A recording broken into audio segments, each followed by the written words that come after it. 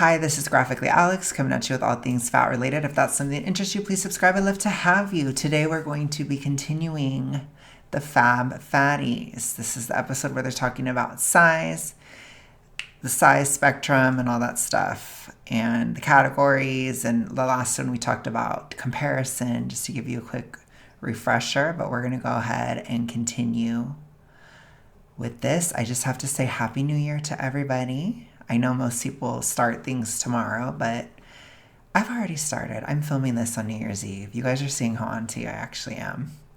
I worked all day, and then I'm doing this, and then I'm probably going to watch The Last of Us on HBO.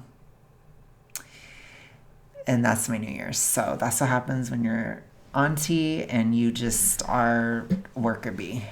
That's been very 2025 for me. It's been just constant working, honestly. A lot of work. Boring. Anyways, let's get started. Of education. Like, we're talking about these... Yeah, well, we're talking about these terms. Like, I didn't hear the term infinity fat and super fat till a year ago with you guys. Yeah. I was like, no, I knew there were people who are bigger. I didn't realize there was words for them. For sure. Right? I didn't put them all together. I didn't say, oh, like they have less access. Like Right. I didn't put all of the pieces together. Yeah. What I love about that description is it doesn't just focus on clothes, right? Yes. And I think that because a lot of the fat community online is very fashion focused, I do think oftentimes these conversations get minimized to clothing. Right? Take it Okay, off. you guys- Clothing matters so. You guys have been limiting it to clothing, though. You guys, that's all you guys have been talking about the whole episode. Little. Clothing matters so little. Rebecca, literally, This is a different kind of episode today. I love this. Rebecca just took her shirt Did you off. see my awful wink I did to the camera? Yeah, I kind of blocked it out, to be honest. I just didn't really register the whole thing, so I'm kind of distracted. I'm not going back, so you guys can enjoy that if you want. it was a little You rough. know what? That's not your strong suit, but that's okay. Also, what are you wearing under I just associated. I think my vision turned off for a second. Little bandeau thingy. I was going to say, it's not a cute bra. You chose a weird day to flash the camera, babe, because that ain't a bra I'm showing off. I love how we can have so much compassion for each other and then roast your fucking bra and your wink. No, she roasted her wink. I did. Because the conversation is so limited to fashion, and I think my feelings are like the mid-sized folks really talk about it about fashion, then we forget that the larger end is not talking about fashion. They are. But they're talking about access. And so I think that's what gets lost in the sauce of the popular discussions about size terms. What I struggle with the education part, you're new to this, okay? Mm-hmm.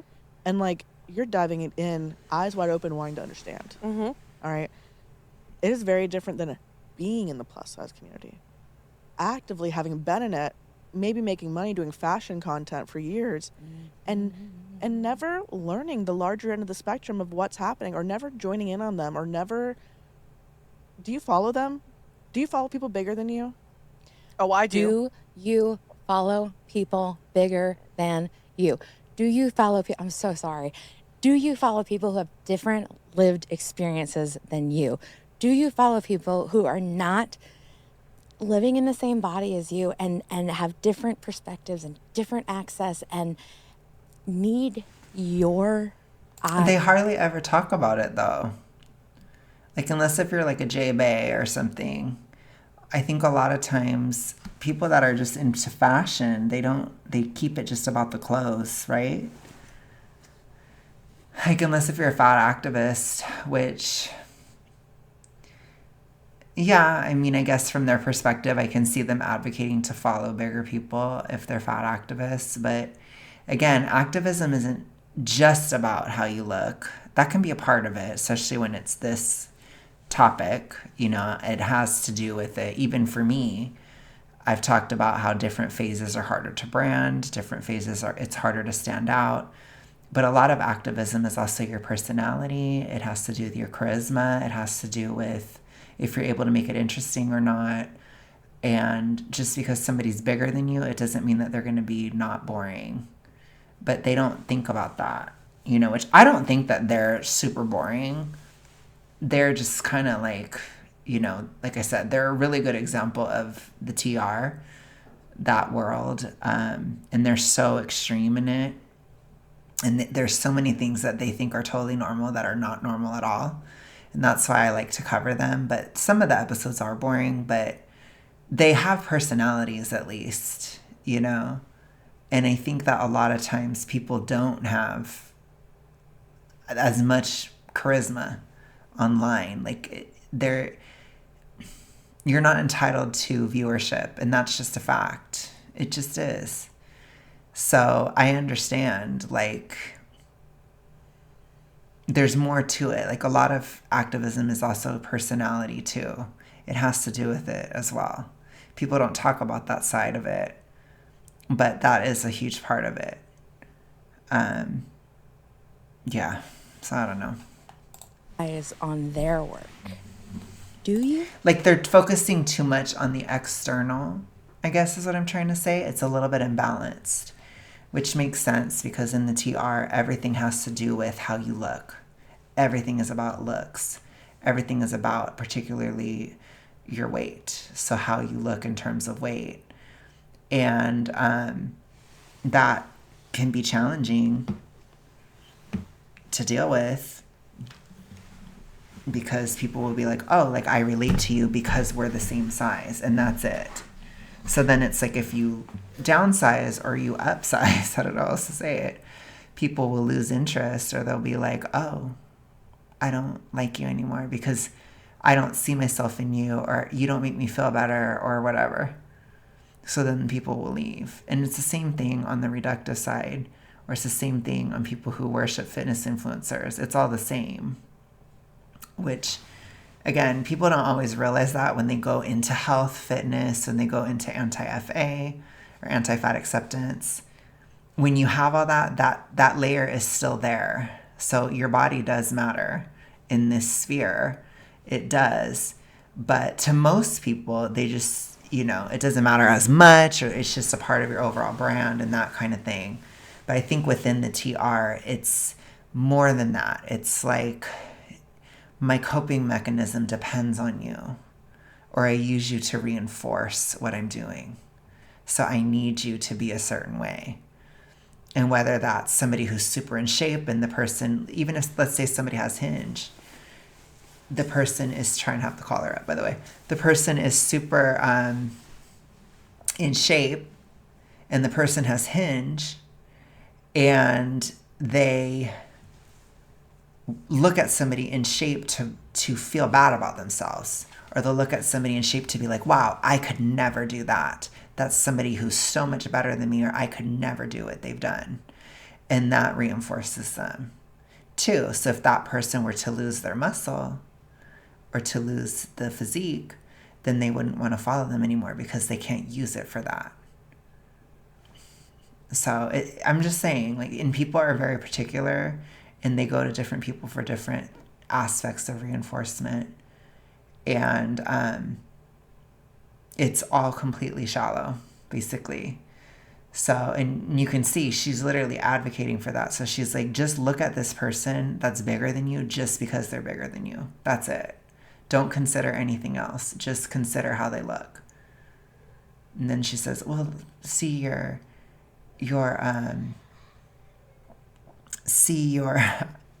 what is it? See how they live their lives or any of that. Most people don't share that kind of stuff because they don't, a lot of times they hide how awful it is. So if they actually would show how awful it is, then maybe it would work, but you have a TR pressure to not say anything, so it doesn't work. Question of the day. Because I think a lot of people follow what they consider their peers. Yeah. And I've struggled with this when it comes to like popular plus size people, because I do feel like there's a little bit of like, I'm going to follow my colleagues. And if they're popular or like really, really popular, I mean, like they're probably what I would coin a hot fat girl in some kind of way. And then they only follow other hot fat girls. Well, it's really interesting how limited that hot fat girl body actually is. Like, what sizes that takes up, because they don't seem to hang out with people that are much bigger. And I need it. I need to see it. I say that knowing we're all very similarly sized. I'm sorry if you can hear that. My mom's laughing for some reason. I have no idea why. That's my mother. I don't even know, but I'm not trying to rain on her parade, so we're just going to deal. But we haven't all been similarly sized in our history. We just happen to be similarly sized at the moment. And yeah, I think whenever I was on the larger end of the scale, like whenever I would be featured, it'd be on articles, plus size bloggers follow 28, size 28 plus. You know, I was only featured if it was about the people who were on the high end of the spectrum. Besides that, where was I? You know? And it's not that I necessarily deserved recognition. I've never been like the most popular fashion blogger. It's the fact that so many of these brands only cater to certain sizes, and so many plus size features really only go to certain body types. It really is so telling that so often, more often than not, right? When you see any kind of headlines about plus size bodies, it goes one of two ways. It's either we're celebrating plus size bodies and using hourglass, thin-faced, Beautiful girl, but Hunter beautiful, McGrady. Beautiful, absolutely beautiful. And there's nothing wrong with their Right, bodies. there's nothing. There's nothing wrong with their bodies. It's just the most seen. That is the most seen, the most socially acceptable bodies. Or on the flip side of that, we're seeing negative plus size headlines, and that's when they're using the bigger girls, right? That's when they're using the larger end of that spectrum, right? I have this creator that I just recently started following on Instagram. I want to say her name is Maya Douglas. I have to look at it. But she is fucking hilarious, and she is creating content that is just so like smack dab in your face. She literally posted the other day, she's like walking around New York City, and she saw this like ad on, like, I don't know, it was like on a bus stop or something, and it was for weight loss, and it was a plus size girl, and she was like, oh good, plus size girls are still getting workout here, great, you know, like, because it feels like we're not, you know, it feels like we're not unless it's for weight loss, right? And so it is like that spectrum is weaponized everywhere, right? It's like we're going to go to the smaller end of the spectrum when we say that we're celebrating plus size. But when we want to talk badly about plus size, we're going to go to the larger end of the spectrum, right? And we see that in so many different ways, and we see that bias in so many different ways too, right? And I think what people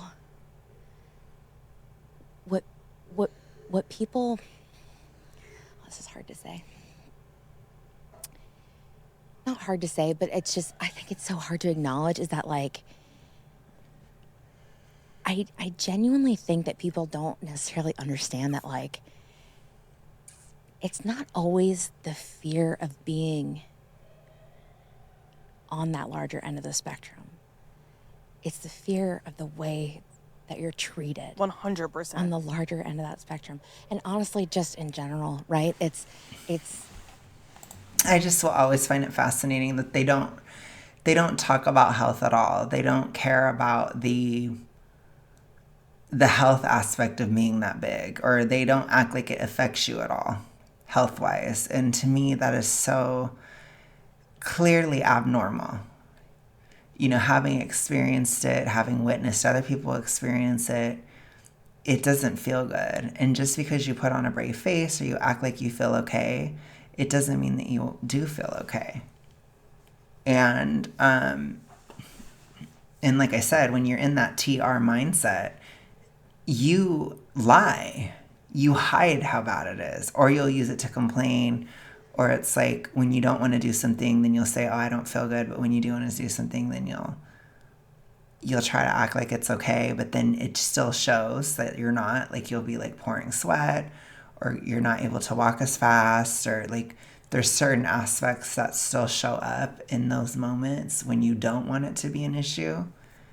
And it's like, I find it interesting how they don't talk about like how hard it is to sleep when you're that big, how stiff you are, like all over your body. They don't talk about how difficult it is to get up in the morning, or like, you know, you want to like bed rot for hours, or like you can't sleep at the right times and stuff like that. Like there's so many things. They don't talk about the soul crushing depression of being that size. They don't talk about the digestive issues of being that size. They don't talk about any of that. And they're just like, oh, well, I don't have any of this, da, da, da. Or like, and it's because that you just dissociate. Like, you don't listen to your body. So the way that they talk about it, it's almost like they're talking about fat cartoon characters or something. It's like if somebody is like 350 plus in terms of weight, you know damn well they're hurting. They're in pain. And they just don't acknowledge that. So it's like everything that happens in regard to your weight is just not, it's only external factors and discrimination and how you're treated and the fact that there isn't a chair big enough for you. It's not anything else, which to me is just so bizarre. But it also makes sense because you perform health in the TR all the time. And I talk about that, especially within Hinge. You often will perform health. You act like you're healthier than you are, because if you were to show how unhealthy you are, then you have to stop. So it always goes back to you have to stop so you don't do it. Oops.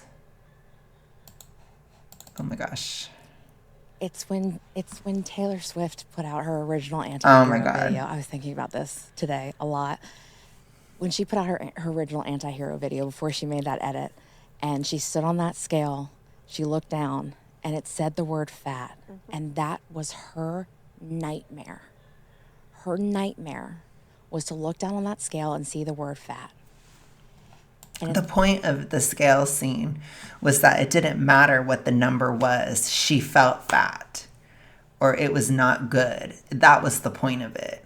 It wasn't necessarily about that. It was about her own issue, which she has struggled with, the reductive side. So the idea was not that it was a real number. It's that it doesn't matter what number it is. She's still fat, according to her brain, which is a part of that. And that is the other side of the issue, or the other struggle. No matter what, you view yourself as fat, no matter what. And it's never good enough type of thing.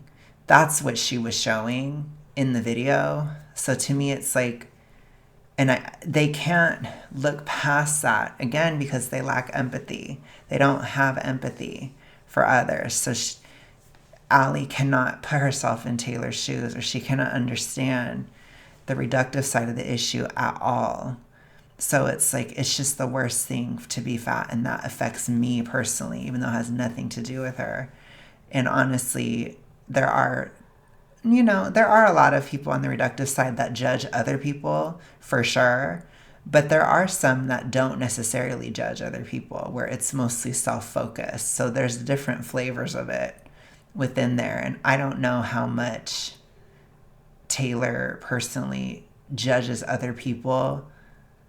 I think maybe she used to when she was worse in it, but as she's kind of stepped out of it, I don't think she does that. By the time Antihero came out, I don't think it's as much about judging fat people. It's more so judging her own psychology, or the sort of like, I can never do enough, or it never will change. That's what it was. It's about like, the number doesn't matter, basically, which is a toxic ritualistic concept for sure on the reductive side. Absolutely. And probably within Mia too, to a certain extent. So yeah, it is what it is. That's what that is. So again, if you have some kind of level of understanding and you guys claim to want to be educated about all these things, you're not educated about that at all. You don't understand the other side at all. And that is a problem, to then get on here and act like you know what you're saying, and Taylor was just doing a personal dig at me, and and it's like, no, it's not about that. Like, if it was, then she probably would have had a fat person in her video and she would have made fun of him or something. you know? So, but that's not what happened. It wasn't that at all. It was completely about herself. So that whole thing, it was stupid. I loved it as a Swiftie because it was so entertaining. It was just so entertaining. Just the whole thing was the reaction, everything. I hate that she edited it though. I really hate that. But yeah, anyways, that's my thoughts on that. It's like, and I understand Taylor Swift has struggled with an eating disorder. So Alyssa has struggled with an eating disorder. Right? You have too, girl. Restrictive eating, right? So many You all people do. that don't look like Taylor Swift, that look like us, have struggled with eating disorders and toxic diet culture, right? But it's not our nightmare. You still are. Reality, right? You still are. You're totally in it still. I think Taylor's actually out of it, for the record. So I think she actually did recover. That's why I don't think she has an issue with it anymore. For my Swifties, when I feel like she was judging of fat people, it was probably around the 1989 era, like around 2014, Taylor. I think at that time she definitely judged fat people more. It's just a general vibe. And she was only friends with Lena Dunham, and Lena Dunham had to basically kiss her ass all the time, and that's why she put up with her, basically. I know that's really harsh, but that's my opinion. And you have to remember, she was very in the TR at the time, so not completely in her right mind at all. She even had like a track where she talked about, I can't even say it, but you guys know Is It Over Now, for people who are Swifties at least, where she talks about jumping off of something and stuff. Like, she was not in her right mind at all during that time. So I don't, I feel for her in that regard. But yeah, that's why I'm like, yeah, I think she cared then for sure. But by the time 2022 came around, I don't think so at all. It wasn't about anyone else. And we should be able to address our problems. Like, somebody that has a reductive issue should be able to discuss that and express it, just as someone on the Hinge side should be able to discuss how important it is to go to the gym, or how necessary it is to downsize at this part of the spectrum, because you're too big. You really are too big to hang out, But I'm just saying, like, we do need to keep the perspectives of where people are coming from. I do think it's good to monitor as somebody is shifting from one to the other. I think that that's really important, because we want to make sure that we're getting completely out of it, regardless of where we're in it. You don't want to hop around. You just want to be completely out. So that's important. But other than that, like, we do have to be able to talk about our recovery process or our issues to a certain extent, especially if it's about ourselves. That, I think, is fine. And you have to sometimes, Taylor is not necessarily a advocate for recovery or anything like that, but I do think she's a good example. I do think that she got past that. And I think that that's huge, and I think it's great, and I think it did improve her mental health overall. And there's a lot to that, where I think it was really great, and that's probably why she could do the Eras Tour and everything, because she was taking care of herself, So, again, I'm for everybody's recovery all across the spectrum. So I can see the different sides of it. And yeah, like, just because somebody has dealt with the reductive side doesn't mean that I shouldn't be able to discuss how I'm healing my relationship with the concept of vanity weight and how I'm approaching it reasonably and this type of stuff, just because it may not apply to somebody else. Just like, for people on Hinge, we don't just think we're fat. We are, So that's a little bit different for sure. But what you have is that sort of political religious leaning where it's like I have to do this campaign of why I'm fat and lie basically and make it okay that I am because I actually am. And it's something that other people can see. So that's how it can be different. But there are some people who will justify the reductive side using politics and religion too. Like it can exist too. So it just depends. I think that's probably a more severe thing to do regardless. But people will twist things in their minds to make it work for the TR, basically. I think if it's really bad. But it's really common in Hinge, is all I'm saying. It's very common. So you'll hear it a lot. That's why I bring it up so much.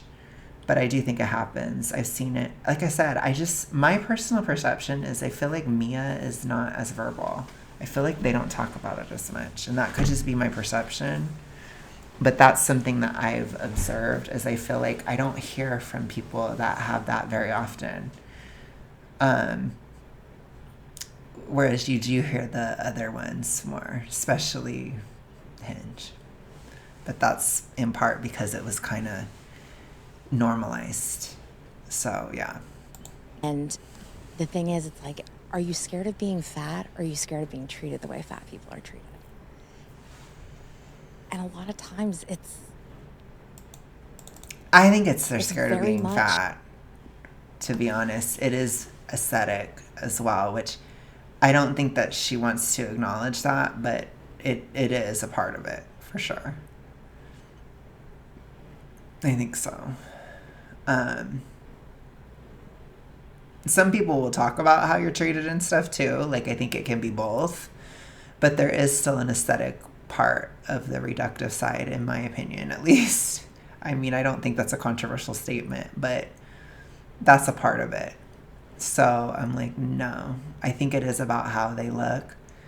And then it's also about how you're treated as well. But sometimes, from what some of you guys have told me, people will complain about how they're treated when they are too small, So, because again, once it's no longer aesthetic, then people don't approve at all, which they would never even be able to register at all. They couldn't even imagine that would be the case. But yeah, you can be too small to where you don't look as good, and people are not nice about it either. So I'm just saying, like, but it's that the person still sees themselves differently. Like, they're not seeing the reality, which you kind of have it in reverse sometimes in Hinge, where it's like you get so used to being so big that you don't realize how big you actually are. So I do think there is something to that in the brain where it's either damaged or it's traumatized or something, or there's something in the brain where it becomes hard to perceive your actual size. I called it weight blindness. It died in the mids. So when I got to midsize, it kind of died, and I saw myself for what I was, and I was like, okay, I was like, oh. But I just adjusted, and it was okay. So I don't know if my brain just healed enough or something. But,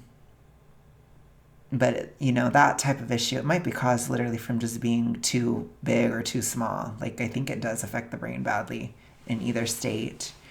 So it might affect your perception at a certain point, because I don't think we realize, like, we don't talk enough about how unhealthy it is to be so huge or so small. And I do think just being in that state, it's like you're just not clear. You can't think clearly. you're terrified of the way that fat people are treated, and it's the further you get on that spectrum, the worse you're treated, right? The less access you have, the It's not true, but I've already broken that down in the other episodes. I don't need to bring it up again. worse you're treated. And having, I think too, a perspective of growing up with a dad who was on the very highest end of that spectrum my whole life, you know? I saw it my whole life. And I saw the way he was treated my whole life. I saw the access he didn't have my whole life. And I think, and I'm not trying to like toot my own horn here, but it's like, I think that's one of the reasons why, like, I want to hold like so much space for like our largest friends. And like, I don't know how to say that in like, in any other way. But it matters to me. It matters to me so much that like, that everybody feels seen, right? And I do think that the smaller end of that spectrum has done some damage. I do. I disagree. Okay. Thank you for not touching me. Sore subject still. If you don't know what we're talking about, go to our Instagram page. I disagree, and here is why. With what? Which part?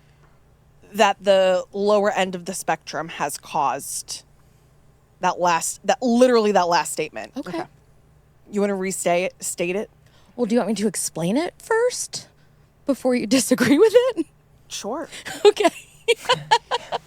Or no, I want to hear your point of view first. Okay. I personally feel It's okay. I think the smaller end of the spectrum has done some damage to the body positivity movement. Well, if we talk about the entire spectrum, including straight-sized, Sure. I think the body positivity movement was taken by people who have access when that's not what the body positivity movement was originally intended for. With that being said, negative body image is a universal issue. Yes. Period. Yes. Everyone deserves to have It's not universal. body positivity. Like, I have to stop it right there. No, not everybody has an obsession with body image. Not everybody has an obsession with that type of thing or size or any of that. So again, that's a projection. I just need to state that. Not everybody is that way. That is not true. And body affirmation. If you are that way, you need to fix it. You need to stop being obsessed with it, period. Period. It's not normal. And self-love. That is a fact. However, the body positivity movement started out for folks who were underrepresented Yes. with their bodies in a positive way. Everyone related to the message, which is how it became something it wasn't intended to be. So, if we're talking specifically about the body positivity movement, 100%, I think people universally felt connected to the movement, and therefore it became something it wasn't intended for. It was intended for folks who were not represented in media. When we are talking about the terms, I know before I said I got anxious, but my true feelings around the terms, I don't care what you call yourself. Sure. Right? I think it's okay to acknowledge that mid-sized people have their own difficulties and struggles, and mid-fats, plus-sized people have their own struggles, and so on and so forth, right? Someone saying, like, oh, I'm a mid-sized person, I'm not an infinity-fat person, I think is the same feeling of me saying, like, yeah, no, I know I'm fat, and there is still a part of me who's thankful I'm not infinity-fat because of the issues they're dealing with, right? I think that's why I disagreed, right? Like I said, this rant that I'm going on. Is this really just about not liking the label of midsize because it distances yourself from fatness, which is exactly why I advocate to use it, by the way. Use it if you need to, because you want to get out of the fat herd. And they're like, you're distancing yourself. And I'm like, yes, you are. And I literally said that when I was midsize. I was like, that's why I'm using the term, because I am distancing myself from fatness, period. Started with that feeling was only that was coming from mid-size folks. I think it is just a universal thought with so much diet culture. I mean, we're literally just preaching to always be in a smaller size. I think straight size people even relate to that. I think it's just so much like you take up too much space, you're too big, you need to be smaller. Yeah. Here's ways to be smaller. And I think that just becomes part of the dialogue. I know that the smaller you get, the more access you have. I think mid-sized folks also know that. I think they know they have. I don't think they realize that that's a reinforcing statement. So I would say no, because eventually your health goes down the toilet. You do lose aesthetics. Absolutely. You start to lose your mind. I mean, you don't really have access to sanity, I'll put it to you that way, because your brain cannot function without nutrition. So no, it's not. I mean, I don't know why they say that. That is so. But you see, I try to bring it up all the time that they reinforce, all of them reinforce each other in different ways. And a lot of what they do is, again, this is a lot of like fear mongering about being fat and making it all about the social aspect, which the social aspect, once you're like super morbidly obese, like the social aspect is the least of your problems. You have so many other issues. When you're in that morbidly obese, that tortured phase, you have a mix of social issues and physical problems. It's quite frankly both at the same time. And then when you get to the small fat and the mid-size, then it's more social for sure in those areas. But they're kind of, I don't know, it's like they just ignore the elephant in the room. Like they're ignoring the health aspect. And it's like, honey, when you're really big, like the social aspect is the least of your problems. It's awful. It really is horrible to be huge. It's just horrible.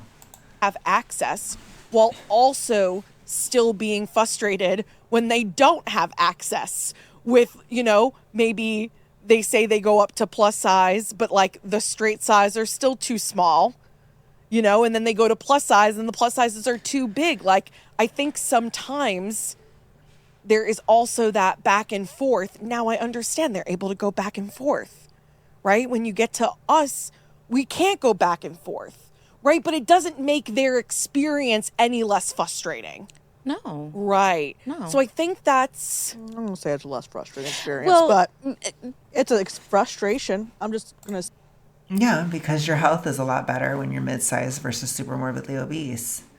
So your biggest issue in a mid-sized phase is typically you're maybe a bit moody, depending on if you have fatty liver or not. That'll make a big difference in the mid-size era, which it depends on the person. Depends on if they drink a lot, for example, or if they hinge. They might still have a fatty liver. And that will affect your mood quite a bit because that causes a hormonal cascade for sure. Other than that, I mean, you're still pretty functional. Like you can walk, you can move, you can still do everything for the most part. Clothes just don't look good, but clothes are a part of life. And it's frustrating, which they might not understand this, but again, I've been mid-sized before. It's frustrating to feel like it's within reach, but it's not happening for you. It's almost worse. It's like a slap in the face every day. So you just have to deal with that slap in the face every single day as a mid-sized person. And again, you're dealing with the overall ambivalence of other people, which is annoying. So again, it's not worth it to be mid. I will say it till the cows come home. Like, don't settle for that. You are totally settling. Your health is also still affected as a mid-sized person. Typically, it's not going to kill you tomorrow. It's not like an urgent thing that you're going to die tomorrow if you're mid. But it's still something to consider for the long term. You don't want to be significantly overweight. You don't. It's not good for you. Even if you're not like super morbidly obese, like, of course it's better to be just overweight than super morbidly obese, of course. You know, so of course your struggles are less, but you're also not doing as much, Rebecca. When you're huge, you're doing a lot. Okay? So don't act like you're doing the same things as somebody who's just mid-sized. You're not. It's dishonest. Say, I don't think a size 12 has the same frustrations I have in life. Like, I'm not going I to say agree. it's like the same level of I frustrations. agree. I agree. I Would you say that about body image too? no. Well, no, because I'm Yeah, talking but a about size 12 is also not being as crazy. Maybe they're just being a little bit overindulgent. Or like I said, I notice with a lot of mid people, it's like, or mid-sized people, it's a lot of drinkers fall into that camp. So it's like maybe they're just doing too much, or maybe they have that issue. You know, that can happen. And it's still unhealthy. It's not really healthy either, you know. But I do think within a toxic ritualistic context, if you can make peace with yourself in a mid-sized state, regardless of where you're coming from, it typically is a barrier that you're going to have to deal with at some point. Maybe not every single person, but most people that have a TR issue, you typically have a mid-sized phase and you have to kind of deal with it. So you do have to make peace with it, in my opinion. But the state of being mid-sized is in and of itself triggering. So if somebody has a TR issue, it's hard to be that size because it's so mutable and like, I'm fat, but I'm not, but I'm this, but I'm not. It's difficult. And so psychologically, it can be annoying too. But you have to you have to make peace with that, because that way, if you ever ended up mid-sized again, you could just keep sane and stay sane and just get back out, you know, do a nice little deficit, something cute, and just get back out. Don't do anything crazy, because a lot of times people, they hate being that size so much, or they hate that face so much that they don't do the right things. I'll put it to you that way. So you have to make peace with it. It is a TR barrier, or a TR canon event, I guess you could say, because typically in the mid-size phase, that's when we make a decision of if we're going to dive deep into it, or if we're going to fix it or stay the same in it. And our outcomes can be really different based on what we do at that phase. So it is something that you have to consider. And I do think it's a time when we need to teach people not to hate it so much, because it's not that bad. But it's like people hate it so much that it's like they go crazy with it. And it's like we need to just be like, let's just think rationally about this. You know, it just takes maybe like 4 or 5 months of just disciplined effort, nothing crazy, just a common deficit in the gym probably to get out of a mid era. Like, it's not that bad. You're not like at the lowest of the low, and people feel that way sometimes there. So it's like, I think it can be a big struggle. It's easy to say when you haven't been there in a long ass time. That's how I feel about it, because I'm like, like, you guys don't know, or you're not empathetic enough, or you don't listen to people when they're in that phase. It's tough. Again, it's all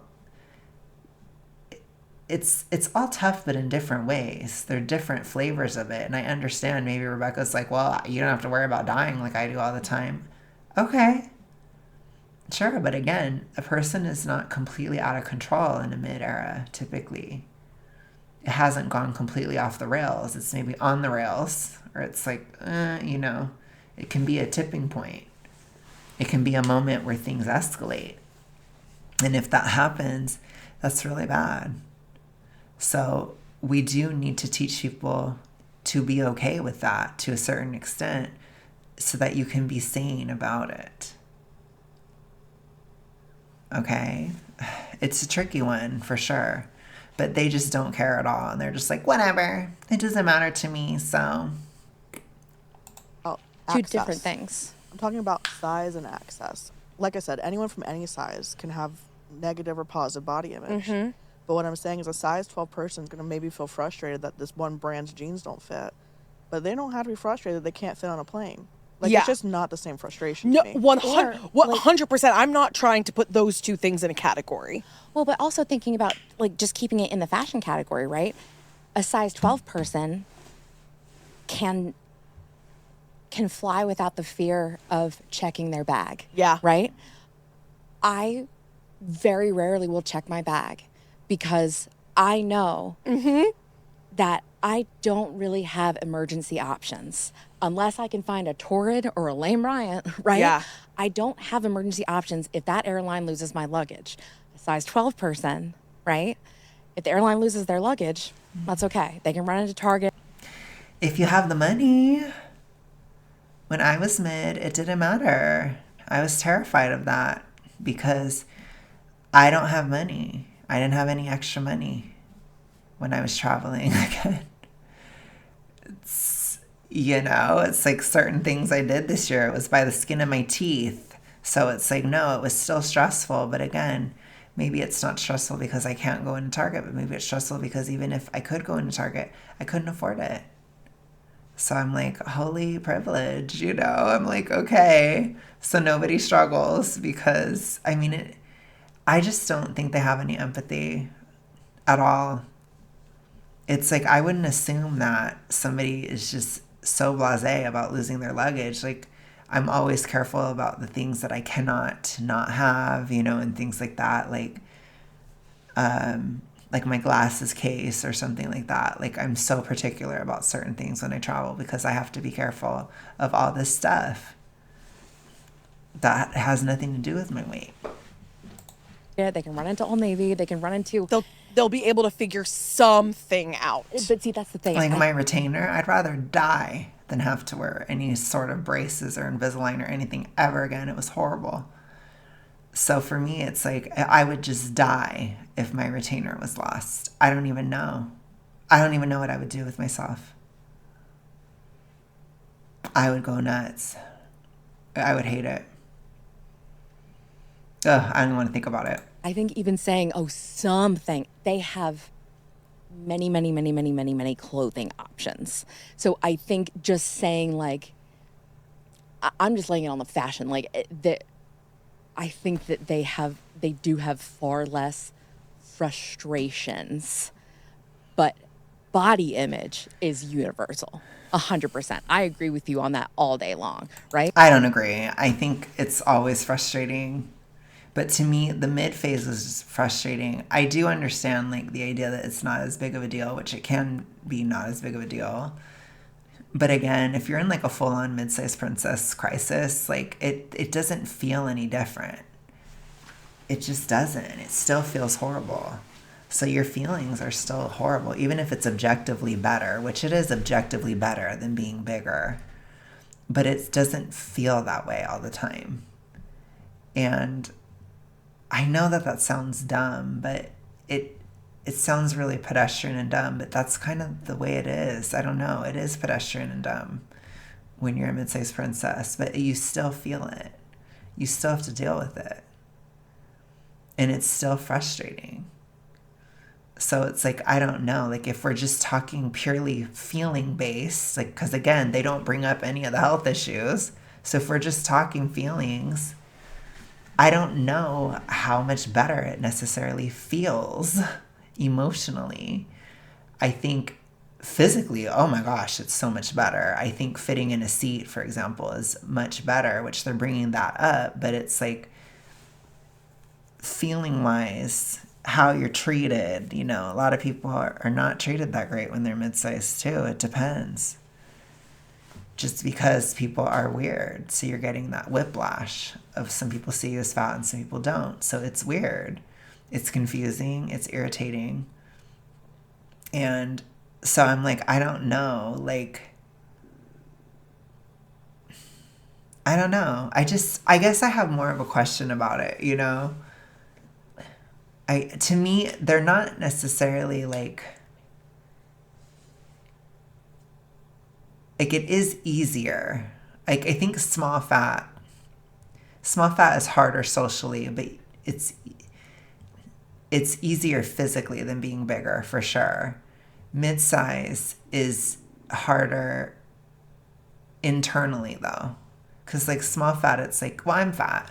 Like, you have that mindset, or you can still identify with it, so it's kind of easier because you can just be like, well, I'm just fat. I'm the funny fat friend, That's kind of that stage, because you're not that big where you're like really sick, but you're also big enough to where you are fat, When you're midsize, it's like you don't have that.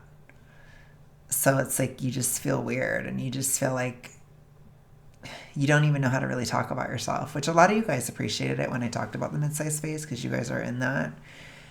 And you guys are like, I'm so glad that you talked about it, because it's like literally nobody talks about it, basically. And I'm like, I need to talk about this, Like, this needs to be discussed, because to me, I think it's an important phase in terms of intervention, or in terms of turning the ship around, where it doesn't have to get so bad. It's not as bad if you can turn it around or make peace at that time with yourself or with your body. It's better to do that at that phase and find that neutrality, basically, or find a way to not obsess over it at that stage, because then it won't get worse. On any of it won't get worse. Any of them. Right? Because again, Okay. I think I'm just going to leave it there for now. I will talk to you guys again tomorrow. I'll be back. I'll see you soon. Bye.